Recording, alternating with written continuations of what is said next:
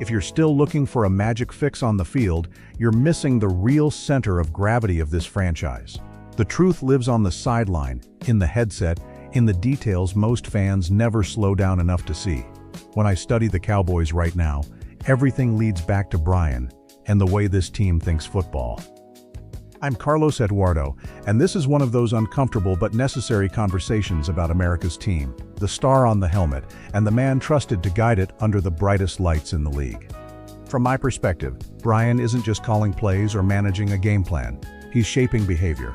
What I see on the film is a coach obsessed with structure, with timing, with spacing. This offense isn't built on chaos or backyard football. It's built on rhythm, routes that hit landmarks, protection schemes that depend on trust. On good days, it looks smooth, almost surgical. On bad days, it looks tight, like everyone is thinking instead of reacting.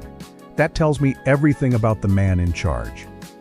If I'm being honest with Cowboys fans, Brian's greatest strength is also his biggest gamble. He believes discipline wins in January.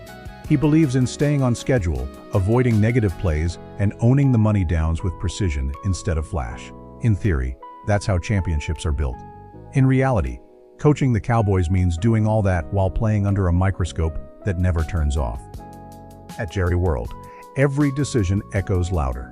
A conservative call feels 10 times safer when it works and 10 times more cowardly when it doesn't. Brian knows this. You can see it in how he manages tempo, how he leans on the run game to calm the noise, how he's willing to take criticism today to protect his team tomorrow. That's not fear, that's calculation.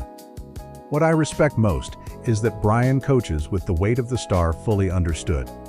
This franchise doesn't just want wins. It wants control.